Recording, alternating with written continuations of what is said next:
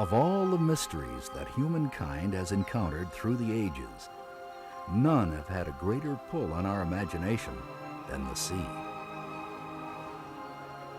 And few individuals have had as strong a pull on our collective imagination as Walt Disney.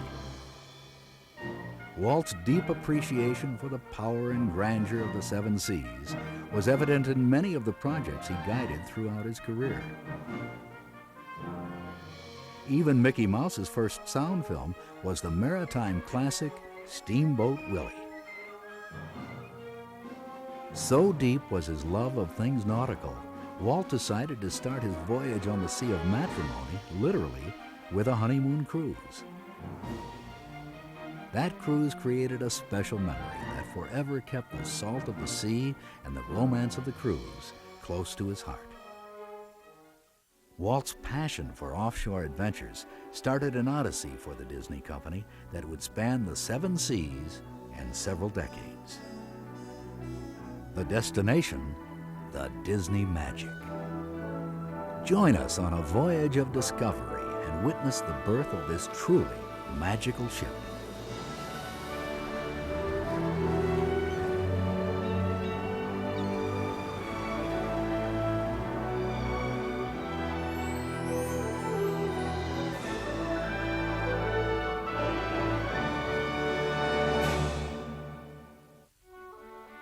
The adventure started with Disney Cruise Line selecting a team of cruise industry professionals to join the assembled Disney dream makers ready for the challenge.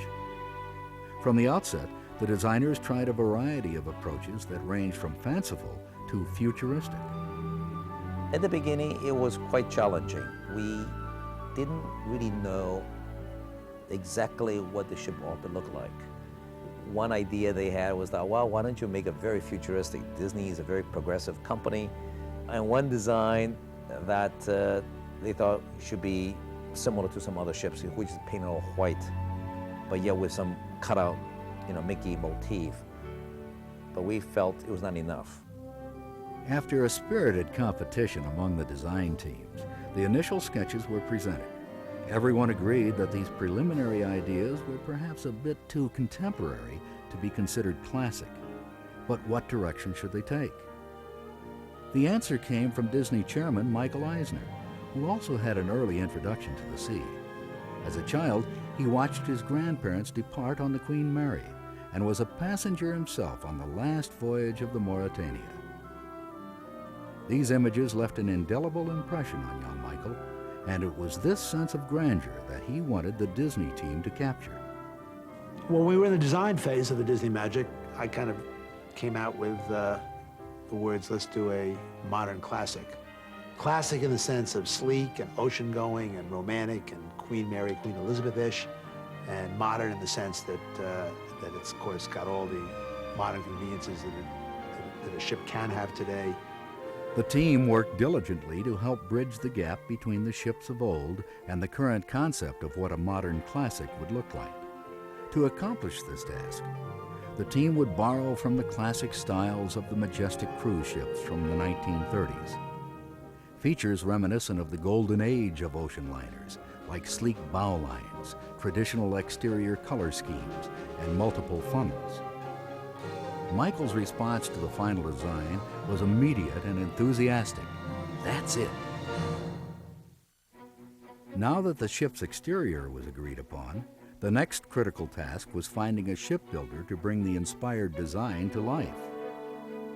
While many of the renowned classic shipbuilders have gone the way of the history books, there were still thriving shipyards in Japan, Finland, Germany, France, and Italy. Discussions were held with representatives from the leading yards in all these ports. Ultimately, the contract went to the Fincantieri shipyards in Italy. Their 200 years of shipbuilding expertise, combined with Disney imagination, would usher the dream of a modern classic gracing the seas into a reality. The charge for the shipbuilders was not an easy one. Build a ship that was comfortable, even at faster cruising speeds. It had to be seaworthy beyond measure, exceedingly secure under all conditions, and surpass all current quality standards. It was a tall order by anyone's estimation, but Disney's pursuit for a magnificent seafaring vessel was achieved by transforming complex engineering designs into simple yet elegant ship architecture. By the fall of 1996, every significant detail of the ship had been finalized, and a few weeks later, on October 21st, the keel of the Disney Magic was laid. Adhering to maritime tradition, a coin was embedded for good luck in the ship's keel. Many ship's officers and crew believe this custom ensures safe passage and good fortune for all that sail on the ship. Now underway, the actual process of creating the Disney Magic would be anything but traditional for the cruise ship industry. The ship would be constructed in two parts through a process known as jumboization. One section from bow to midship would be assembled in the historic Ancona shipyard. The rear of the ship, or the stern, would be constructed at their facilities in Madeira, 100 miles to the north. The two halves of the ship would be assembled with a modular construction technique that would continually strengthen the ship's hull as each component was added to the structure. From a ship that would come to weigh 83,000 gross tons and stand almost as long as the Empire State Building is tall, the exacting tolerances of less than 1/4 inch for each joint and weld would test the limits of the shipbuilder's craftsmanship and skill. After 6 months of non-stop construction, the Disney Magic's bow and stern were ready to meet for the first time. On April 11, 1997, the bow was completed and floated out to sea the next afternoon.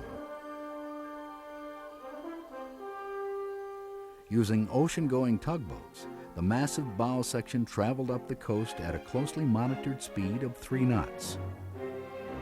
After 42 hours, the bow reached the main canal in Venice that would take it the final distance to becoming complete. At 5 p.m. on April 14th, the two sections were finally within sight of each other at the Madeira shipyards. The stern, flooded with water, lay steady on the bottom of her berth as the bow slowly drew closer.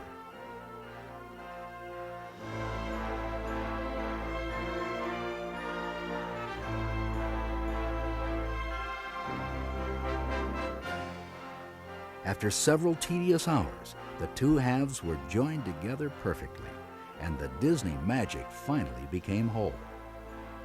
After several more weeks of construction, the Disney Magic was floated out to sea for the first time on May 13th to the spirited celebration of the many shipyard workers, plus a few familiar faces.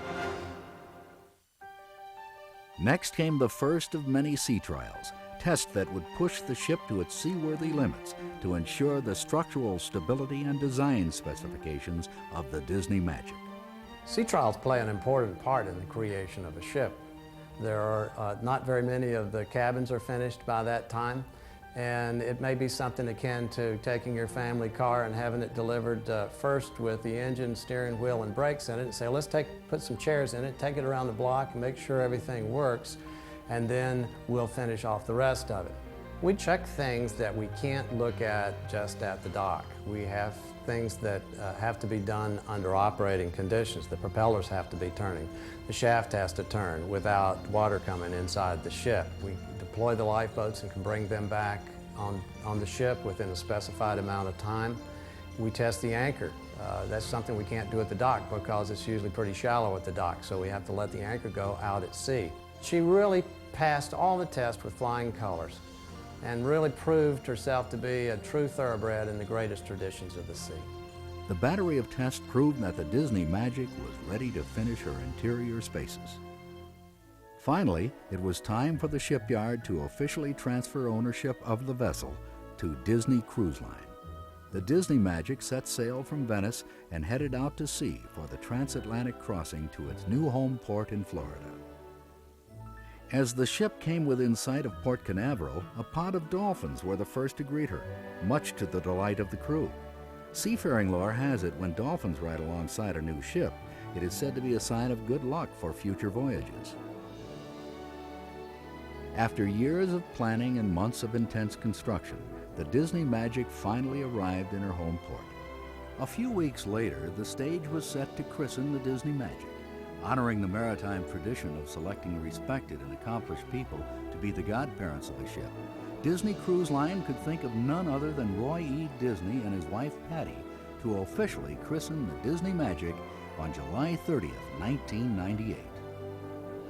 With the words, "God bless her and all who sail upon her," the grand celebration was officially underway. Later that evening, the Disney Magic set sail on her maiden voyage. The Disney Magic had now become an ocean-going cruise liner, the flagship of Disney Cruise Line. So what makes the Disney Magic a modern classic? Certainly, Disney artisans and craftspeople would capture the sense of romance and adventure that were the hallmark of the classic cruise lines. But the real magic behind this project was the creation of what's been described as a purpose-built ship, one specifically designed to accommodate the varied interest of children of all ages, with separate areas for adults, families, children, and teens. The design of the ship's interior spaces was led by Robert Tilberg of Tilberg Design AB of Sweden, one of the foremost ship architects in the world. And the final results of their partnership with Disney are as impressive functionally as they are aesthetically. Notice the massive chandelier that greets guests in the ship's entry hall. The Festa Venezia 1 was created by celebrated master artisan Dale Chihuly, whose breathtaking creations grace several U.S. embassies and Rockefeller Center. He and his team created the chandelier from more than 500 handmade trumpet-shaped elements. At least 5 different types of wood were worked into the design of the ship's 4 restaurants. Details like the intricate railings and grillwork or the use of exquisite marble and other distinctive materials evoke the heyday of the golden age of floating palaces. On board, attention to detail is evident everywhere, and classic splendor awaits discovery around every corner. Even the ship's exterior colors mirror color schemes of old, but with a subtle twist. Look closely, and they may remind you of a familiar character. In fact, special permission had to be obtained from several maritime organizations, including the Coast Guard, to change the traditional orange lifeboats to bright Mickey yellow. There's a lot that happens behind the scenes on the Disney Magic that can be every bit as compelling as the wondrous detail of the ship's interior design. The Disney Magic state-of-the-art bridge, for example. The nerve center of the ship, the bridge uses a sophisticated radar system with 4 independent scanners for varying weather conditions that send electromagnetic pulses to as far as 96 miles away. The ship also features an ARPA, or Automatic Radar Plotting Aid. This sophisticated collision avoidance system tracks the speed, course, and position of other ships. It can even determine how close other ships will pass. The bridge also houses the latest in stability monitoring, fire alarm, and detection equipment, plus dedicated emergency and distress global positioning satellite technology. The bow and stern thrusters, special propellers mounted in tubes within the ship's hull, allow the Disney Magic to dock unassisted. In fact, the ship can turn a full 360 degrees while stopped in the water. The ship also has retractable stabilizers that extend from the ship's hull to reduce the sense of movement by as much as 90%. They act like the flaps of an airplane's wing to make the voyage as smooth and enjoyable as possible. There's so much to explore on board, you could spend an entire vacation just discovering the magic of the Disney Magic. So make the most of your adventure while on board, whether this is your first voyage or 101st. Where the sea meets the soul, where passion becomes poetry, and the sea a way of life. Experience the magic, the Disney Magic.